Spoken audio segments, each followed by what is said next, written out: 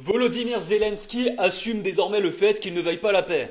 Et là, je sais ce que certains d'entre vous vont me dire, mais Vox, on le sait très bien, on le savait depuis longtemps, c'est évident. Oui, mais cette fois-ci, il l'a avoué. Puisqu'en effet, Volodymyr Zelensky a alerté ses alliés en expliquant que seule une victoire totale de Kiev pouvait stopper Moscou. Comprenez par là continuer de financer l'État de Kiev et l'envoi à la mort de dizaines de milliers de jeunes hommes qui n'ont absolument rien demandé et qui ne veulent absolument plus se battre pour ce pays. Parce que oui, avant de vouloir vaincre militairement la Russie, il faudrait peut-être qu'ils réussissent à récupérer tous les territoires qu'ils revendiquent, chose qui est totalement impossible dans l'état actuel des choses, bien entendu. Mais alors comment justifie-t-il cela? Eh bien tout simplement du fait que les tentatives diplomatiques afin d'amener la paix auraient échoué. Mais c'est tout à fait logique, puisque la Russie ne veut pas de cessez-le-feu, mais veut une paix durable, tandis que Kiev et les dirigeants européens veulent un cessez-le-feu, et on sait très bien ce que pourrait vouloir dire un cessez-le-feu. Tout du moins, on peut en anticiper le risque, c'est-à-dire un arrêt des combats pendant une certaine durée, pour ensuite mieux repartir.